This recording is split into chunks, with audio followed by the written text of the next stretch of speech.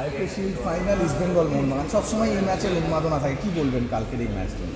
দেখো, আমরা যারা ফুটবল ভালোবাসি বা আমরা যারা কোচিং করি তো সবসময় শিখতে চাই, ভালো ফুটবলটা হোক এটাই চাইবো আমরা। কারণ ডার্বি নামি দামি খেলোয়াড়েরা খেলে, অনেক সময় ডার্বি মেরে হয়ে যায়, সেই রকম ভালো খেলা হয় না।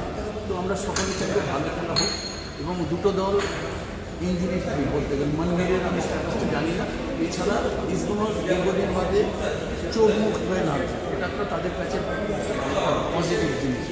এবং মোহনবাগানে সবাই জানে, যেটা আমি উল্লেখ করতে চাই না, যে একটা ওই দর্শকদের মধ্যে একটা হচ্ছে, যেটা খেলোয়াড়দের মধ্যে অনেকে প্রশ্ন করছে প্রভাব পড়বে কি না পড়বে।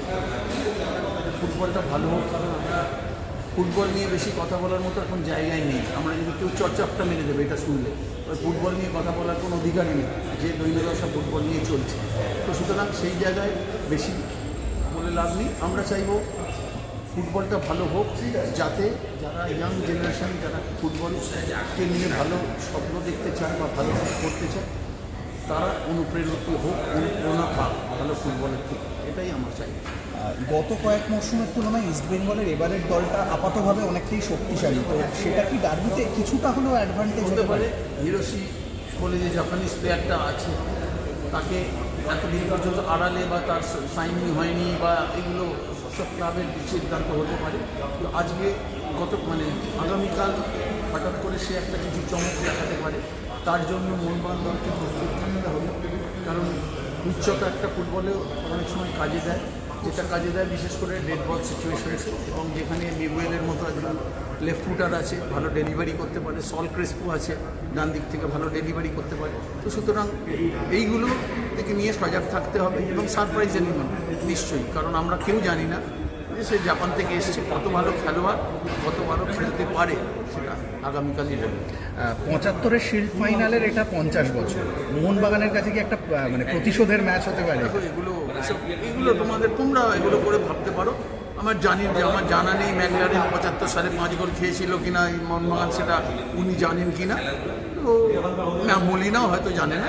এগুলো বেশি ভালোবাসি বাঙালিরা, আমরা এগুলোকে নিয়ে থাকতে ভালোবাসি।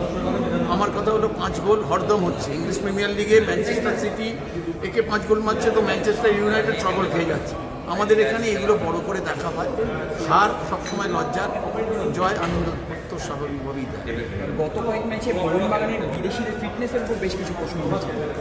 দেখো, এগুলো নিয়ে আমি কোনো কথা বলতে চাই না। আমি কারণ এগুলো কোচিং স্টাফ যারা আছে তারা ভালো করে বলতে পারবে, এবং এগুলো তো থাকতেই পারে, একজন আধা ফিট বা একটু কমা বেশি থাকতে পারে, সেটা সময়ের সাথে সাথে সব ঠিক হয়ে যেতে হবে। Thank you. সঞ্জয়দা, 18 তারিখ ডার্বি, অবশ্যই ডার্বি সবসময় সমানে হয়, কিন্তু এখনও পরিস্থিতি দেখে এবছরের ফুটবল দেখে কোন টিমকে আপনি এগিয়ে রাখবেন? দেখো, যে দুটো দল দুটো করে ম্যাচ খেলেছে সেইভাবে জাজ করা যায় না, কঠিন প্রতিপক্ষ হলে তবেই জাজ করা যায়। এত দুর্বল দলের সাথে যে 4 গোল 5 গোল 6 গোল করে ম্যাচ হচ্ছে, 4 গোল 5 গোল এমনি ভালো ভালো টিমের সাথেও হয়, কিন্তু আমার যতদূর মনে হয়েছে এইভাবে ম্যাচ অ্যানালিসিস করা যায় না, দলকে বিচার করা যায় না। কিন্তু ডার্বি একটা ব্যাপার হলো, যেটা আমি ইস্টবেঙ্গলের অ্যাঙ্গেল থেকে বলতে পারি, ইস্টবেঙ্গল অনেকদিন বাদে চোটমুক্ত একটা দল এবং ফুল স্ট্রেংথ নিয়ে নামছে। আমরা অতীতে দেখেছি কার সমস্যা বা খেলোয়াড়রা নিজের জন্য খেলতে পারেনি। তো সুতরাং ভালো ফুটবল হবে এটুকু আশা করি। আমরা যারা ফুটবল ভালোবাসি, আমরা যারা শিখতে চাই, তারা চাইবো একটা ভালো ফুটবল হোক, বাংলার যে দর্শকেরা যারা খেলা দেখতে আসে তারা উপভোগ করুক। একটা দল তো জিতবেই, কারণ এটা তো একটা ফাইনাল, ড্র হলে এক্সট্রা টাইম টাইব্রেকার একটা রেজাল্ট হবেই। ভালো ফুটবলের আশায় আমরা সবাই থাকি।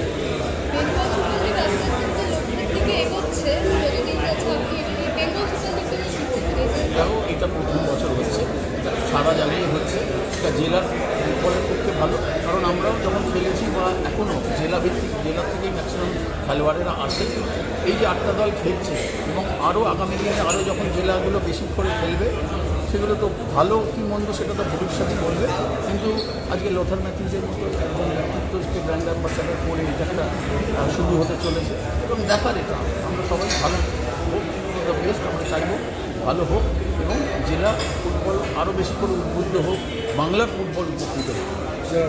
জেলা ফুটবল এমনি বলেই তো বাংলা ফুটবল ডেভেলপমেন্টের একটা এবং বাংলার সাথে সাথে ভারতীয় ফুটবল এবং এই যে মানে ফুটবল নিয়ে হচ্ছে ঠিক আছে, ফুটবলের যে অবস্থা সেটা নিয়ে বেশি বলাটাও মানে লোকে থাপ্পড় মারবে। এই যে আমি কথা বলছি, রাস্তায় গেলে হয়তো থাপ্পড় খেতে হবে।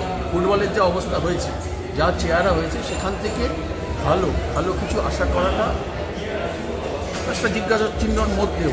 কিন্তু আমাদের তো ফুটবল নিয়েই বাঁচতে হবে। আমরা চাইব যে বাংলা থেকে আরও বেশি করে খেলোয়াড় উঠুক এবং এরকম যে টুর্নামেন্ট হচ্ছে আগামী দিনে যাতে আরও বেশি করে হয়, উৎসাহিত হয় জেলারা। কারণ জেলায় আমরা যখন খেলেছি প্রচুর খেলোয়াড়, এখনও জেলা কিন্তু সংখ্যাটা কমে গেছে।